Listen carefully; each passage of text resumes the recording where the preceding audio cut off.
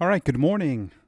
Another video here for Let's Talk DFS, and I just want to thank everybody for the support. This is something that I've wanted to do. We're going to start with SuperDraft today, but just for people who don't know me, I'm Mike Antonellis. I've been a baseball broadcaster for many years, almost 25. I've been in radio since I've been 18 years old. But one thing I've had a passion for is daily fantasy football. I absolutely love it. I think I love it in season long. I'm having a bad start to the year. I'm in the New York football virus right now. I am 0-5 in one of my season longs, and I am 0-5 in daily fantasy. And what does that mean? Well, if you make a positive cash out, that's how you determine your record. But you know what? I'm not going to give up. I'm going to continue to do this, and I want to show people a site you should be playing on. You really should be playing on SuperDrafts. And why do I say that? I think it's easier to cash on SuperDrafts. I also think there's not as many pros. I notice the tournaments don't fill up. How do the tournaments work? Well, look at this tournament I was in last night. I finished 25th out of 2,040. And what's really annoying about daily fantasy, this is what happens after a while. If you do well, which I did, I won $10, right? You think it was $1 buy-in. And on the free entry, I won $3. So I profited $12. But here's what really gets annoying. Second place was $150. I wasn't going to get first. Second place is this. I'll go through my lineup. We had everybody except Sanders and Cook. Cook dropped a touchdown. Or didn't drop a touchdown, but was wide open. He could have scored a second touchdown. If I had that touchdown, I win that tournament. I went and looked at everyone else's lineups. I would have beaten this guy. So that missed touchdown costs $240. If I had played Sanders over Cook, that would have been a $140 difference. But I don't have any problems with this lineup. Now, here's how SuperDraft works. Players are on multipliers, which is outstanding.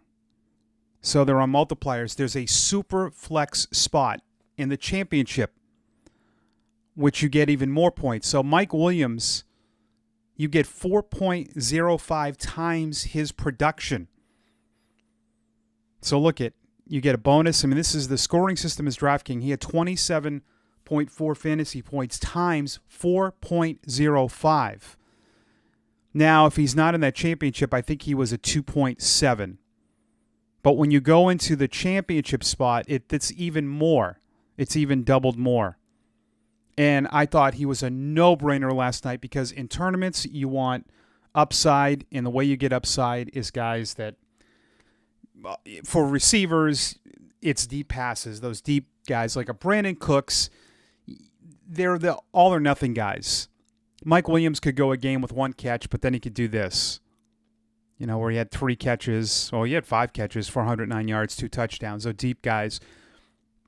My lineup construction thing last night was I love playing guys that are questionable, who when they say are scheduled to play because people shy off them so much.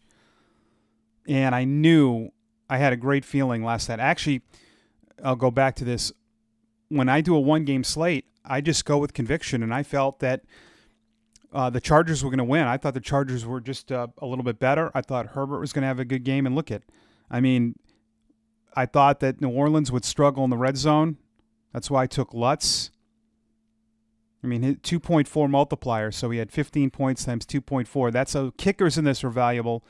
Cook, I knew would be low owned because he was questionable. Herbert was really high owned in this. And then Keenan Allen getting hurt, screwed a lot of people. But I like this lineup, single game, but I'm telling you, play over here. Let me just show you. Instead of explaining it, this would be the nice thing to do. I'll actually show you how it works. But I'm telling you, and I've done well over here. I've cashed last 3 tournaments I've played. I've cashed. And I've got and every day they have a spin the wheel, and you just get free XP points. And I do it every day, and I've got all these free tickets. I don't want to accidentally enter a contest. Okay, so this will be for tonight's game. I just created a dummy lineup. Enter new lineup. Hopefully everybody can see this on the screen. Okay, so championship, as you see, plus 50%. So Josh Allen, his multiplier. Now, the good guys, their multipliers are low because they're good. That makes sense. Let's move this over here. So you want to try to find. Now, you can use, if you think Josh Allen's going to go absolutely nuts, then do that. But I think you want guys that have huge upside with a pretty good multiplier. And for me, you're looking in here like a Diggs. Diggs could score 2 touchdowns and 2.8. If he gets 100 yards, you get a bonus. Say he goes 6 for 100, 2 touchdowns. That's 16, 22, 28, 31 times 2.8. So 31 times 2.8. No, that would not be right. You're looking at 87 fantasy points, where Josh Allen, say he hits his average, or let's say he gets 40 points tonight, times 1.5, that's 60. So you really want, in that championship spot, I think it's pretty easy if you think about it. You want upside from one of these guys. I mean, Diggs, Brown, maybe Jonas Smith, Gostkowski too. You laugh at this, but 3.4 multiplier. If he gets his average, say he gets 20 points, that's 68. So, and then when you go back to the regular Superflex spot, you see Josh Allen, you don't get anything because he's so good. But look at, I'm surprised. Diggs, Brown, these guys at 1.8. I think it's because they're playing Tennessee, but that's probably going to be the winning lineup. Championship right in there, in that championship spot. Okay? I wanted to do a quick introduction of that. Okay, I sucked on DraftKings. I always have a general rule of how I do any kind of broadcasting. It's to be honest. So I'm not going to get on here and tell people that I'm right. Even with my plays last night, I did well in my tournament, but that still doesn't give me any right to say, oh, I'm smarter, because I'm not. And I think that part of doing this is to involve a community, and we can all learn from each other. That's what I want to do by this. But I do think that it's helpful to give some tips and advice on things that I've done, and people who want to get better at this. I will tell you, it really is not luck. I hear that a lot. There's a process to this. The person that played Claypool in that tournament this weekend for the Steelers, I don't just think that was someone that it was luck. They sought that out. They saw a matchup in there against the Eagles, and the Eagles had a couple of receivers too that were going to get more snaps. But, I actually Googled Claypool's name, and this is another thing you should do. You can find beat writers, and I did this with, I can't remember what player it was, but I found an article where the coach says, we have to get him more involved this week. And I played that guy, and he did well. But there are some articles out there about Claypool where they talked about getting him more involved and that opportunities would open up, and Big Ben was excited about this week. When you see something like that, play that guy. And he scored 4 touchdowns. He broke a slate. And this week was not as chalky. Let's see. So what I do is I do cash games. I do $17. I do a $20 buy-in every week. 17 is cash games, which is 50-50s, triple ups, 5-man league, 3-man leagues, and that lineup sucked. And I do 3, the max single entry GPP, and this was my best one. And it really was, when I'm making a lineup, I do sometimes have a gut feeling, and I say, yeah, I am pretty sold on this. I wasn't completely sold on Dak this week, and boy, what a horrific injury. But I just worried about the Giants. Those division games are wacky. Same with, the Kansas City Vegas game. I thought it would be closer than it was, and I can tell you from my lineup why I thought it was closer, how I constructed my lineup. And I talked about this in a previous video, that when you make a lineup, it really should tell a story in tournaments. In cash games, you can go for a lot of floor, a lot of targets, and I'll show you that. But for this was, I felt, I was most confident about this lineup. I really thought after last week that the Chiefs would come out smoking, that they would want to just, their offense wasn't great. And, for as good as it played on Sunday, they had a lot of garbage time. I thought the Raiders did a good job. But this was a lineup I liked because I thought it was going to be even lower owned, but it wasn't. But I thought a 3-stack of Mahomes, Hill, and Kelsey. And the reason I did this, I thought this game would be closer. That's why I played Jacobs this week. I played Jacobs and FanDuel last week because I did the percentage thing. This week I actually felt, with Kansas City allowing 5 yards per carry, that Vegas could stay in this game longer. And look that story played out. I thought the game would be closer. I thought it would shoot out, which it happened. Jacobs scored twice. Him scoring kept them in the game. They actually won the game. But look at Mahomes, Hill, which, Hill could have, he had a rushing touchdown. That's not a great score for a stack. You want 28. You want 4 times. That's what I shoot for. Kelsey was great. He was over 4 times. So that was my thinking there. I think I got sold on Antonio Gibson, which he's way too high owned. I don't know. This is one of those where if he scores 2 touchdowns, you feel like a genius. But I did. I thought, I don't know. I go back and forth, but I thought for the price, if he scored 1 touchdown, boy, he had 10 points with really doing crap. Look at that. If he gets 7 catches for 40 yards, that's 11. If he had a touchdown, he really did need it all. You need a touchdown and a little more receiving, a couple more receptions, and you hit your 4 times is what you want on the tournament. So, yeah. Now, this always happens. The $3,000 guys that everyone plays never hit. It always freaking happens, I feel like. I never like playing these guys, especially 27% owned in a tournament. And I wanted a piece of the Cowboys game. I really was close to playing Devontae Freeman because of the Cowboys' struggles, and I didn't. But, this isn't a bad score. $3 wasn't great. I got my money back for that entry because it's $3 for the 3. My other lineups in the GPPs were lousy. Let's see. Lamar started off. I just thought this was a golden spot. Didn't work out. Ran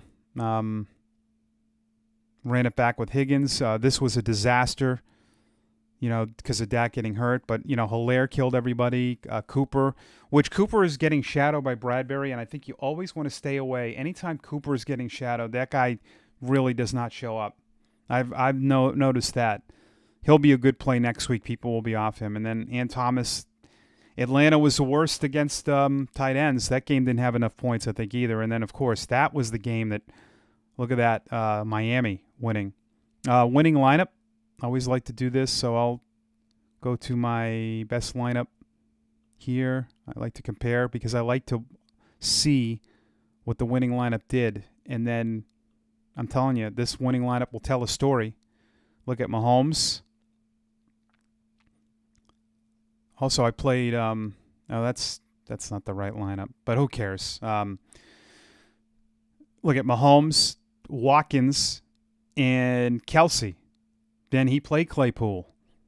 That broke the slate. Mike Davis. I'm not sure why I didn't play Mike Davis. The Dolphins defense, great play.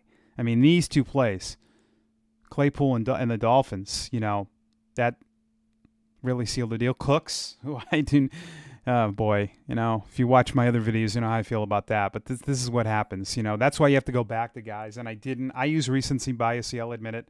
Hunt and Elliott, those are good plays. All right, I do want to just quickly review my cash lineup, which was awful, and I'm having a tough time. And leave a comment here too on what some of your strategy. I think with 50-50s now in cash games, there has to be maybe a change in strategy and maybe play a stack, because I just can't, I don't know, I cannot figure out how to build a good cash lineup, and I'm trying. So my big 357 balance. I just, yeah, I'm killing it. So here's what I did. I plug in the running backs first. Now, in this cash game, I had 128.52. The cash line was 150 in this 50-50. So 22 points off. But, maybe you don't need a stack. You just got to be a little bit better. Now, I love Bridgewater at the price, and he was low owned, which I was surprised. But the price, the team, I plug in the running backs first. I was on David Johnson all week.